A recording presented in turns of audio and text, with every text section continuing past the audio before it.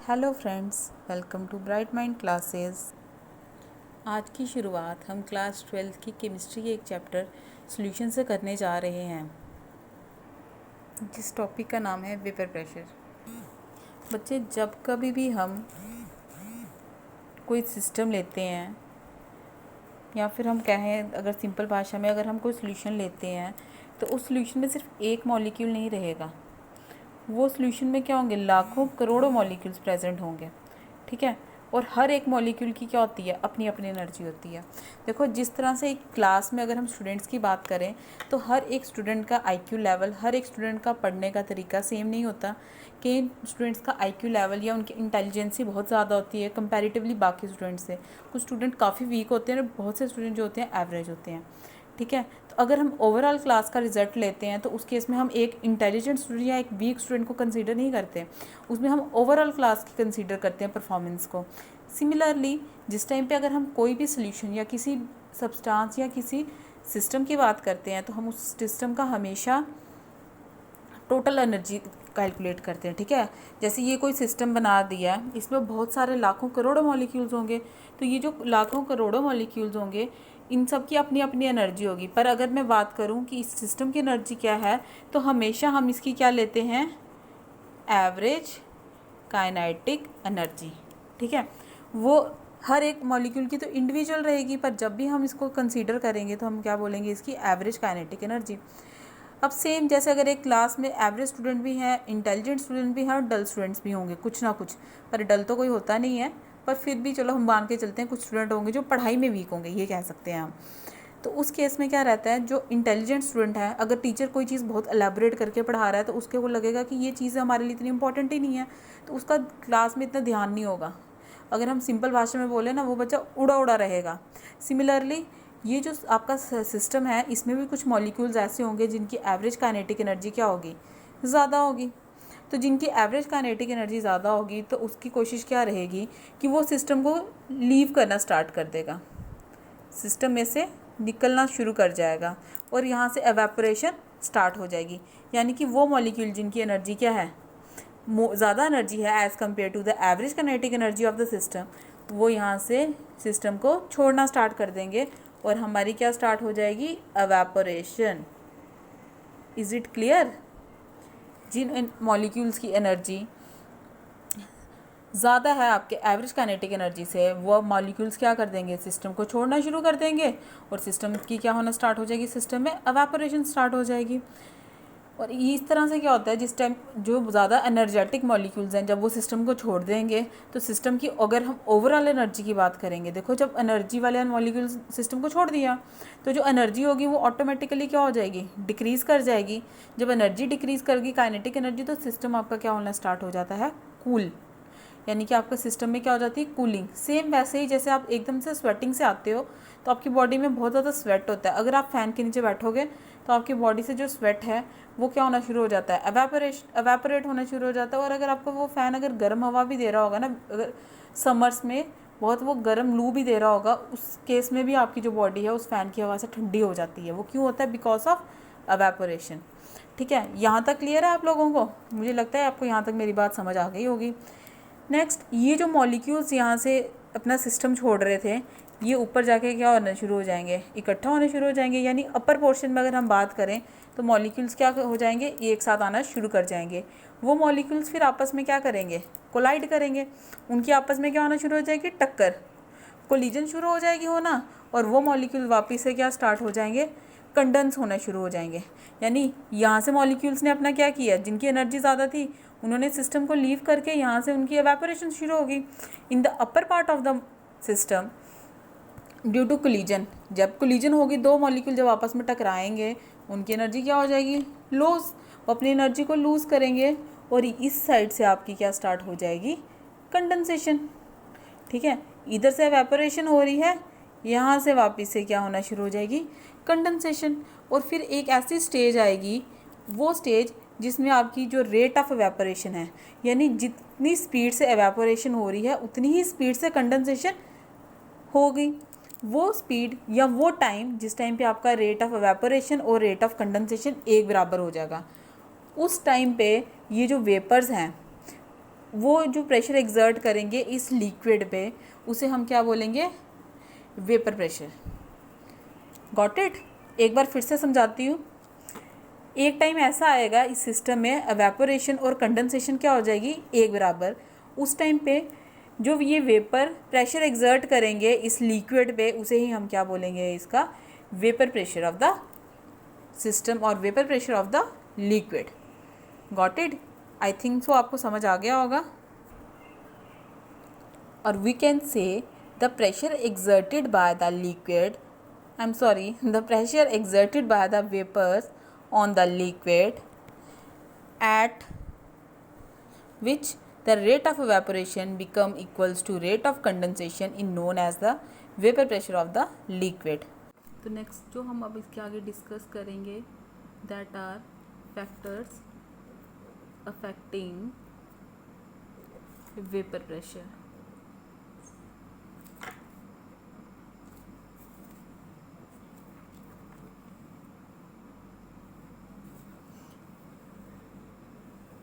इसमें जो हम सबसे पहला फैक्टर करेंगे दैट इज़ टेम्परेचर।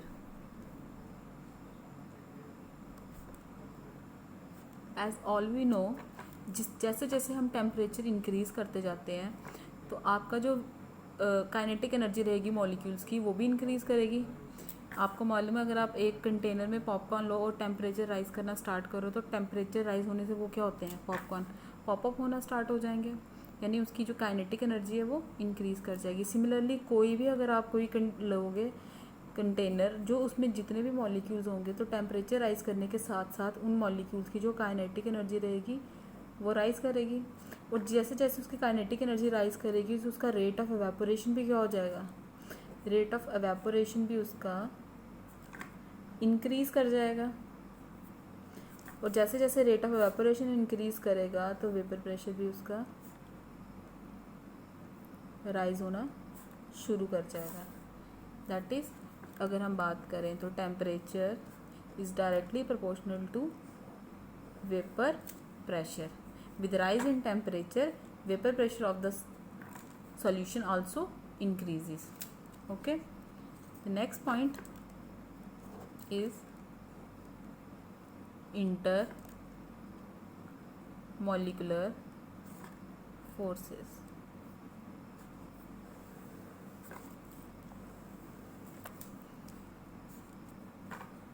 बच्चे दो अगर आपके पास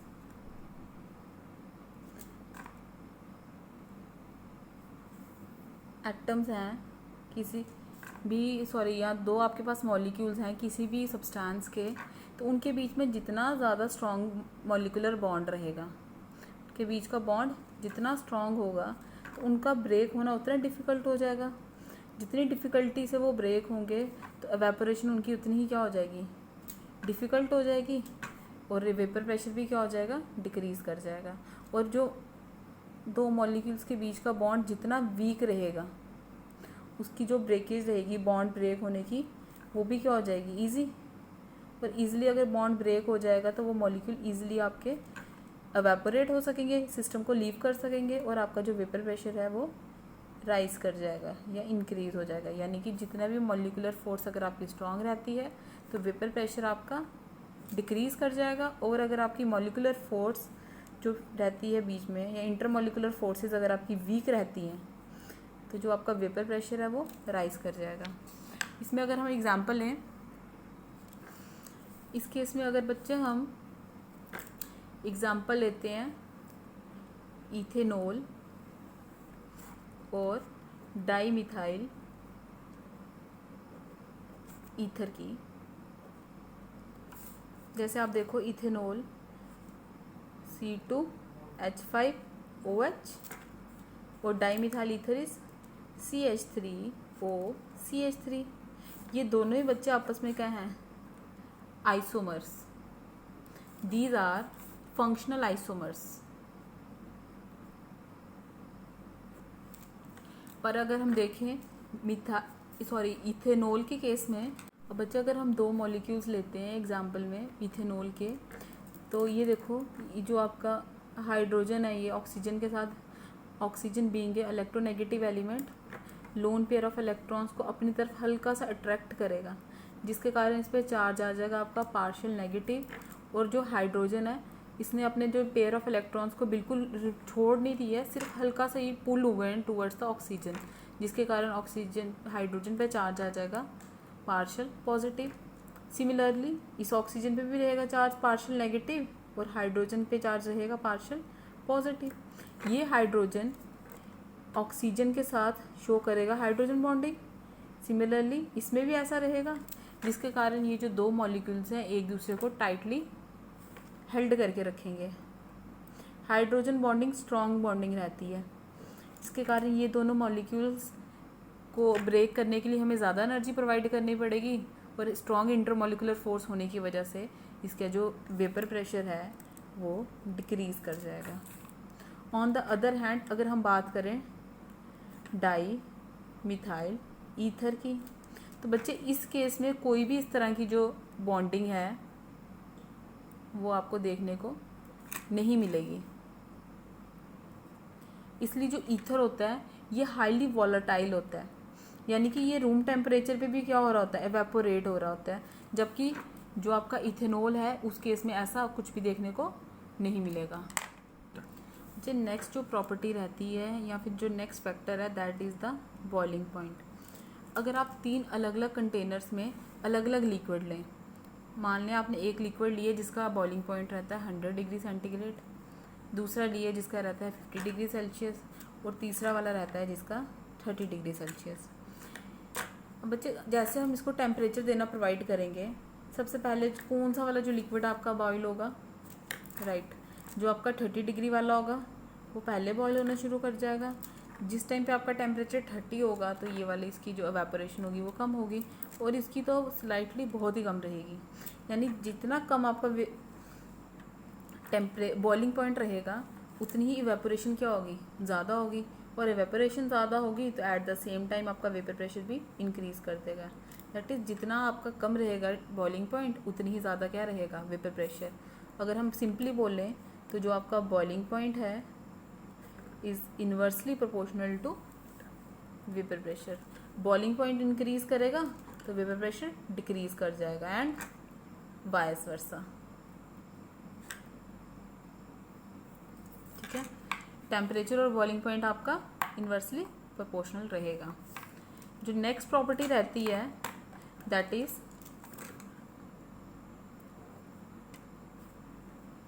सरफेस एरिया।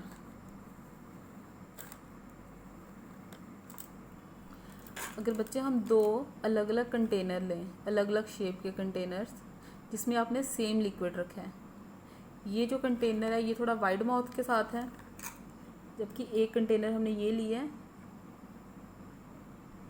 जो नैरो माउथ के साथ है, और बच्चे दोनों में सेम लिक्विड है, दोनों को आप टेम्परेचर प्रोवाइड करेंगे। टेम्परेचर प्रोवाइड करने पे सेम टाइम पे जो जितना ज़्यादा वाइड माउथ रहेगा उसमें से जो वेपर्स की क्वांटिटी है या एवेपोरेशन रेट है वो भी क्या होगा, ज़्यादा, क्योंकि इसका माउथ ही आपका नैरो है तो इसमें से एवेपोरेशन भी क्या रहेगी आपकी, कम हो पाएगी। तो जितनी ज़्यादा एवेपोरेशन होगी उतना ही ज़्यादा क्या रहेगा वेपर प्रेशर। तो इस मतलब कि अगर आप जैसे जैसे आप सरफेस एरिया इंक्रीज़ करते जाते हो तो आपका वेपर प्रेशर भी इंक्रीज़ कर जाता है, या फिर अगर हम बोलें सरफेस एरिया कम करते हो तो वेपर प्रेशर भी डिक्रीज़ कर जाता है। It is surface area is directly proportional to vapor pressure.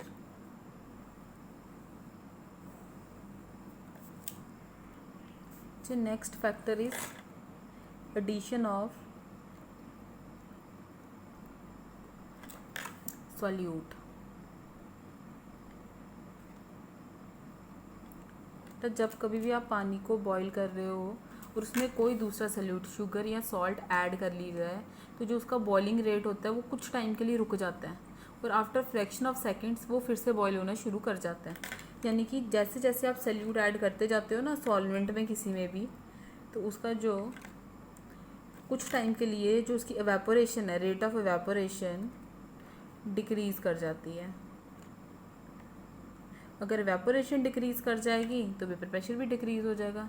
यानी जब भी हम कोई सैल्यूट ऐड करते हैं किसी सॉल्वेंट में, तो जो उसकी एवेपोरेशन कम हो जाएगी, एवेपोरेशन कम होगी तो वेपर प्रेशर भी कम हो जाएगा। यानी एडिशन पे आपका वेपर प्रेशर होता है वो डिक्रीज़ कर जाता है। तो आज का लेक्चर हम यहीं तक रखते हैं। Okay, thank you.